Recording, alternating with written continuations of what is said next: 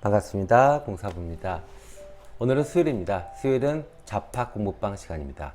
근데 뉴스를 보다 보니까 재난지원금이 5차 진행을 한다고 신청을 받더라고요.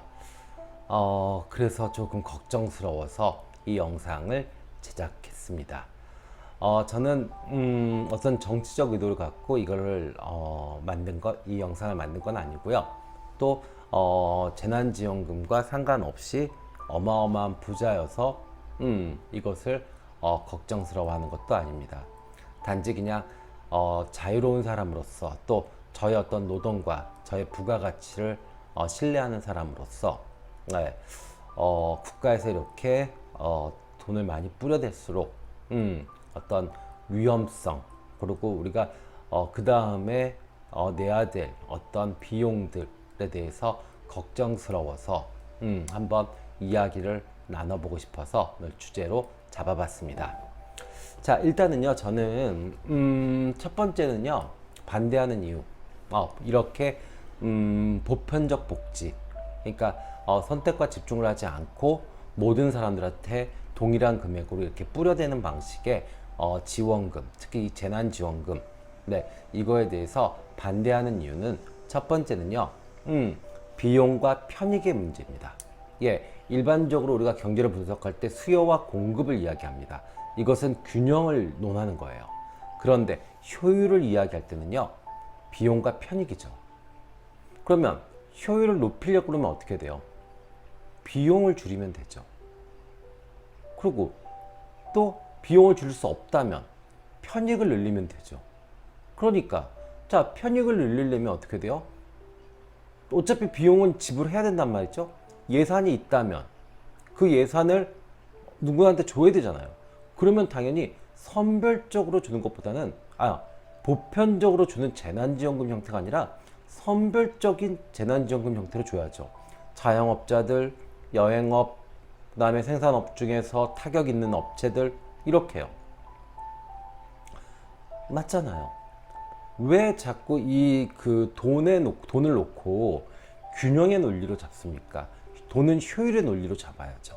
그래서 비용과 편익의 차원에서 봤을 때도 보편적인 재난지원금보단 선별적인 재난지원금이 맞다라고 생각을 합니다.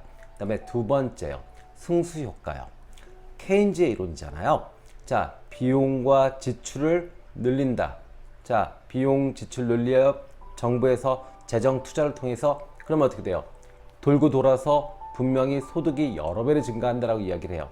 그런데 거기에는 조건이 있죠. 한계 소비 성향이요. 한계 소비 성향이 높아야 승수 효과가 높아지는 거 맞죠? 자, 그러면 한계 소비 성향이 높으려면 어떤 조건이 필요해요? 내가 그 돈을 써버려야죠. 그 써버리는데 빨리 쓰는 사람들 뭐예요? 가난한 사람들이요. 돈이 없으니까 써야 되잖아요. 그죠? 근데 돈 있는 사람들은 어떻게 돼요? 그 돈 의미 없어요. 그냥 통장에 차곡차곡 쌓여 있을 겁니다. 그래서 승수 효과가 떨어져요. 그렇기 때문에 승수 효과가 있는 쪽에다가 돈을 몰아줘야죠. 그러니까 만약에 정말로 소비에다가도 돈을 줄 거면 분별해서 선택해서 집중해서 돈을 줘야 됩니다. 지금 그 돈이 아무 의미 없는 사람들도 있어요. 그런 사람들한테 주면은 절대로 이 승수 효과가 나지 않습니다. 자, 그 다음에 세 번째는요. 어떤 논리가 있냐면 세수 효과요.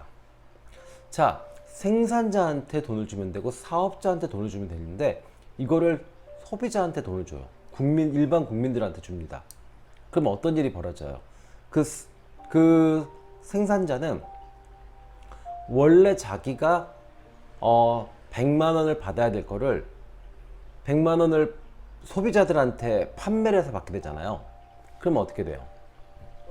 일단 세금이 20% 정도가 나옵니다.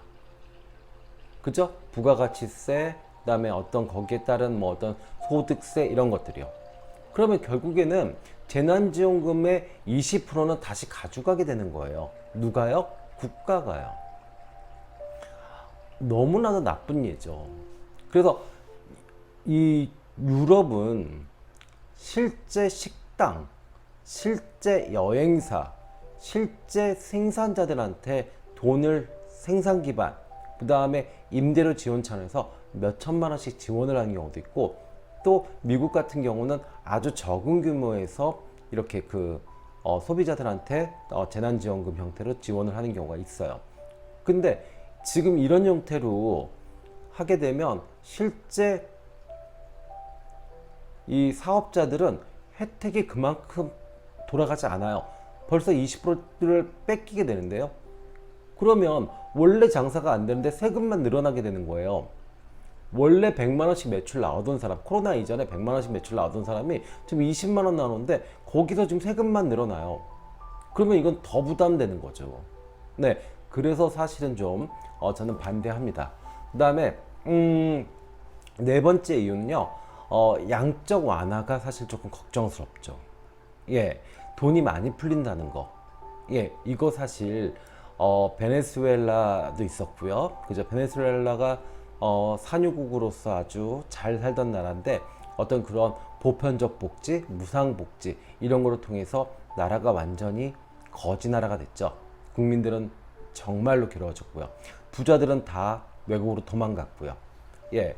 자, 그리고 이런 양적 완화나 이런 문제들에 대해서 화폐의 가치가 떨어지고 이런 문제들 이건 우리가 역사적으로 많이 확인할 수 있습니다. 네. 자, 그리고요. 다섯 번째는요. 패스트의 교훈입니다.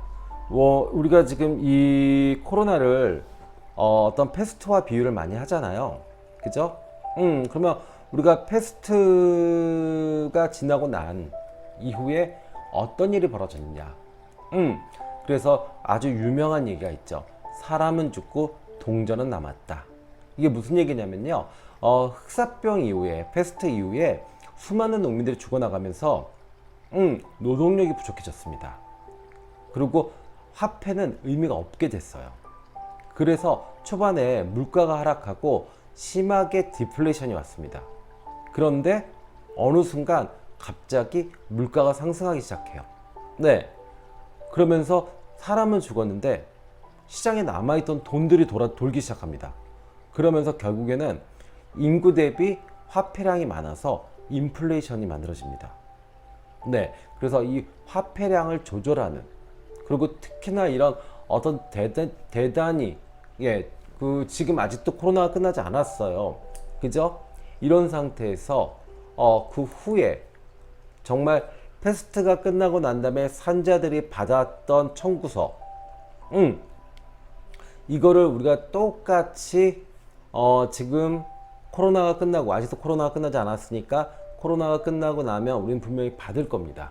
네, 그랬을 때 과연 이렇게 풀어놨던 돈들이 우리한테 부메랑으로 돌아와서 정말로 그냥 서울의 집값이 다 50억, 강남의 집값이 80억, 100억이 되는 그런 현실을 맞이할 수 있을 겁니다. 파이바게트에서 빵 하나 사 먹는데 정말 10만 원 내야 되는, 과장일까요? 과장일까요? 지금 코로나 시국에 경기는 안 좋았는데 어떻게 됐어요? 집값은 올랐고 주식은 올랐죠. 그죠? 맞잖아요. 거기다가 돈이 남아돌다 못해 하니까 비트코인 이런 투기 상품들까지도 활기를 쳤잖아요. 그죠? 그래서 지금 현재 경기를 살리기 위해서 이런 무자비한 정말 보편적 복지라는 이름으로 돈이 살포되는 거는 분명히 패스트 효과, 패스트 후에 받았던 청구서를 예를 들자면 아주 가혹할 것 같습니다. 그래서 저도 한 가정의 가장으로서, 그리고 작은 사업체의 리더로서 사실 불안하고 조금 답답하고 걱정스럽기까지도 합니다. 그리고 또 하나, 이 마지막으로 그냥 별첨에서 드리고 싶은 말씀은요. 우리나라는요, 그 북유럽 스타일의 복지국가가 될 수가 없잖아요. 북유럽 국가들은 원래 어떤 이 부자 나라들이었잖아요. 그죠? 그리고 인구에 비해서 땅이 넓고요. 그리고 천연자원도 꽤 있습니다. 예, 그러다 보니까 어떤 복지 모델이 됐는데 우리는 사실은 그리고 그래서 북유럽은 사실 미국이나 중국의 영향을 크게 안 받아요. 근데 우리나라는 어때요? 많이 받죠? 네, 그래서 미국이 돈을 풀면은 경기가 좋아지고 돈을 걷어가면 경기가 하강하고 예, 이렇게 됩니다. 우리가 미국의 어떤 지배를 받아서가 문제가 아니라 우리의 어떤 이 경제 구조 자체가 그렇죠. 거기다가 중국이 제재하면 경기 좀 휘청하잖아요. 지금 일단은 미국 경기도 지금 돈을 회수하는 그런 시기입니다. 거기다가 중국도 서서히 중진국 프레임에 갇혀서 점점 어려워지고 있습니다. 그러면 이 나라 경제는 어떻게 될까요? 앞으로 정말 찬 겨울이 꽤 지속될 겁니다. 그런데 지금 곡간 털어서 국민들한테 무조건 다 나눠주고 모자르는 거 국민들한테 다시 세금으로 몇 배 더 걷어들이고 이것이 과연 옳을까요? 정말 보호해야 될 국민이 있다면 공무원들이 정치인들이 조금 힘들더라도 분별하고 선별하고 해서 정말 쓸 수 있는 돈, 의지할 수 있는 돈을 뭐 지원을 해주셔도 좋고 대출을 해주셔도 좋아요. 지금 나라의 대출 받기 너무 어렵잖아요. 국가의 어떤 보증으로 대출 받는 거 저도 사업해봤지만 하늘의 별 따기입니다. 그러면은 은행 가서 제일금융권에서 대출 받으려고요. 대출 아예 막아놨습니다 지금. 이러면은 이거는 진짜로 국민들을 죽이는 겁니다. 예, 그래서 정치 누구를 뽑고 안 뽑고의 문제가 아닙니다. 지금 이 나라가 이렇게 가고 있기 때문에 한 개인들이 지금 그냥 몇 차 재난지원금 받아서 기분 좋다, 이걸로 맛있는 거 사 먹고 신나게 놀자, 이럴 일이 아니에요. 예, 만약에 그 재난지원금 받으셨다 그러면요, 먹고 쓰는데 돈 쓰지 마시고요, 나를 위해서 꼭 쓰십시오. 왜냐하면 앞으로 대한민국 그리고 전 세계 경기가 분명히 어려워질 거니까요. 예, 그거 모아서 뭐 주식에 투자를 하시든지, 그거 모아서 뭐 운동을 끊어서 운동을 열심히 하신다든지, 뭐 이렇게 하시는 게 좋지. 지금 재난지원금 받아서 꽁돈 받았으니까 하늘에다 갖다 뿌리는 방식으로, 나도 꽁으로 생겼으니까 꽁으로 막 뿌린다 이러면 나중에 세금, 아니면 뭐 세금 걱정 안 하시는 젊은 청년들은 난 상관없잖아요. 내가 뭐 몇 배로 세금 낼 일 없잖아요. 아니요, 경기가 나빠지면 취업이 안 돼요. 네, 그리고 점점 자동화 시스템으로 바뀌는데 알바자리도 이제 없게 됩니다. 네, 이렇게 됐을 때 그 고통과 후회는 정말 감당하기 어려울 겁니다. 저희 아버님이 어렸을 때 제가 이렇게 이제 사업을 하시던 분이시라 아버님이 저한테 많이 해주시던 말씀이 그 말씀이 계세요. 가난은 나라님도 못 구한다. 네, 그래서 이 개개인의 국민들이 나라에 너무 의존하는 거, 그거 옳지 않은 것 같습니다. 그리고 정부에서 돈을 지원해 주신다고 하면 정말 일하고 싶은 사람, 네, 정말 살아서 무엇인가 하고 싶은 사람, 네, 그리고 누군가를 책임지려고 하는 사람, 이런 사람들한테 국가의 재정과 국가의 세금이 들어갔으면 좋겠습니다. 네, 한 명의 대한민국의 납세자로서, 또 한 가정의 가장으로서, 그리고 작은 기업의 리더로서 오늘은 조금 이렇게 울컥하는 마음도 좀 듭니다. 네, 저의 영상이 도움이 되셨다 그러면 좋아요, 구독 부탁드리고요. 또 고민이 있으시면 언제든지 전화상담 060-700-4579로 전화 주시면 저와 저희 타로스타 식구들이 여러분들의 고민을 해결하도록 노력하겠습니다. 지금까지 공사부였습니다. 감사합니다.